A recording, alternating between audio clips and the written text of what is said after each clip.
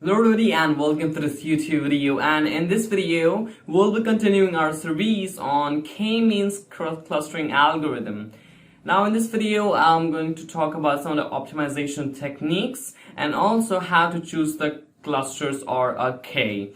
And this video is the last video of the K-means clustering algorithm, and after that I'll be coming with the implementation of K-means clustering algorithm, and then we'll move on to principal component analysis, which is also an unsupervised learning algorithm. Okay, so without wasting time, let's get started.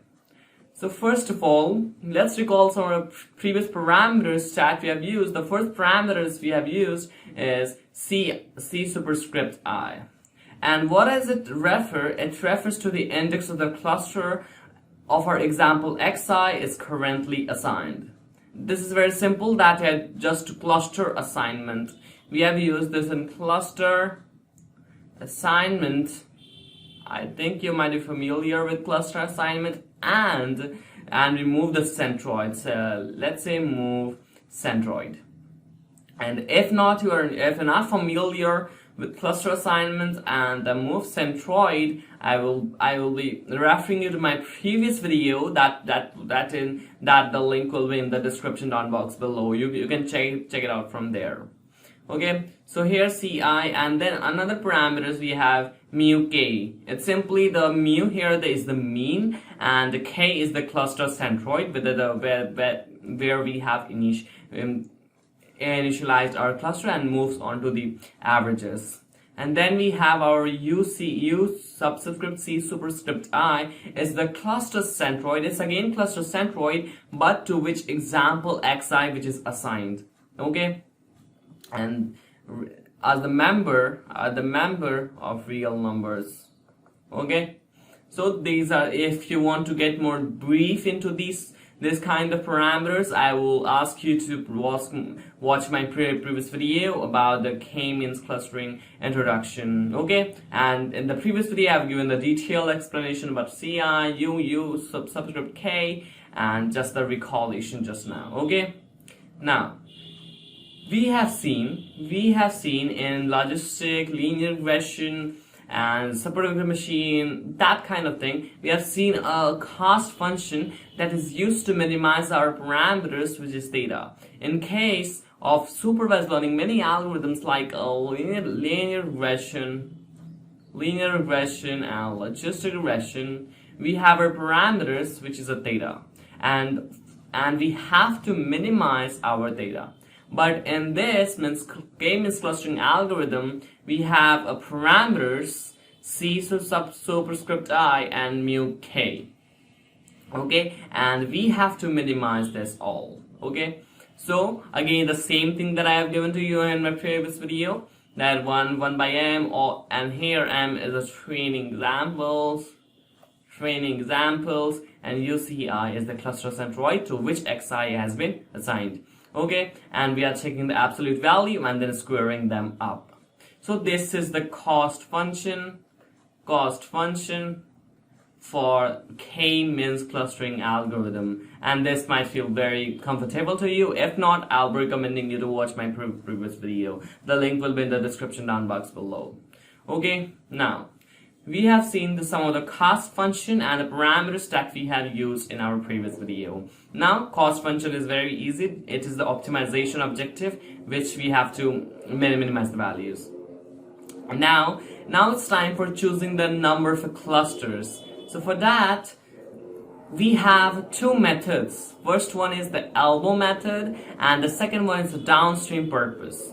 In elbow method, let's say what we'll do, we'll plot the cost function in the y-axis, and we'll plot the number for clusters in the x-axis. Okay, and if we plot our kind of cost function, this will something like this, and this form a kind of this kind of elbow.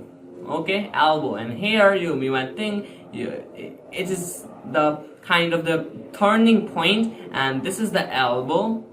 So that's why, and we choose, let's say 1 2 3 4.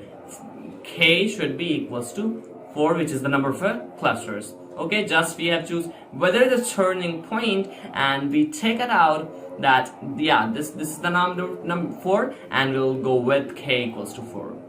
Okay, this is pretty much easy, just to whether the turning point is, and we'll map into x-axis and we'll take a look at what the number of clusters is.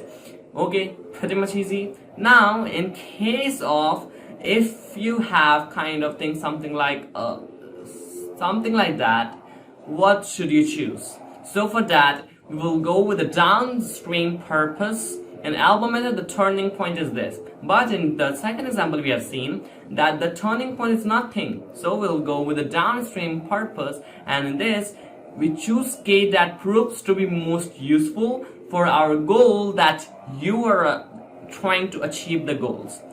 Just real in this I had not got into more into downstream purpose because I had not used too much downstream purpose. I had the problem, which is the kind of the elbow method. Okay, that was perfect for me, and this is if you have that kind of the whether you have not kind of any kind of the turning point, so we'll go with the downstream purpose, and in that if you choose k equals to 2, and we talk about the t-shirt sizing, so I will go with L XL. Okay, so I will go with something like this for the L, and something like this for XL.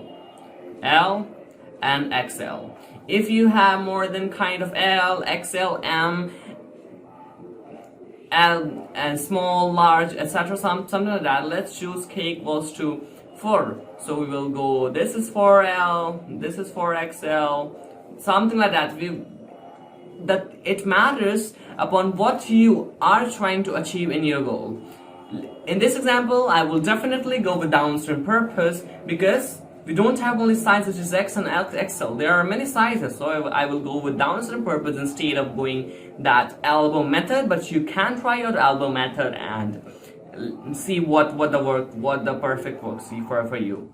Okay, so I think that's it for this video. This is a small video about how to choose the clusters and also the optimization objective. And the next video, I think I will be bringing up the k-means clustering implementation, and it may be happen, but I will, if not, I'll be starting with the PCA, principal component analysis, from the next video. So I think that you have enjoyed this video, and if you have any kind of questions, I will be feel free to comment down below. And also, if you're new to this channel, be sure to subscribe this YouTube channel and press the notification bell. And also, I will catch you up in the next video. Till then, bye bye.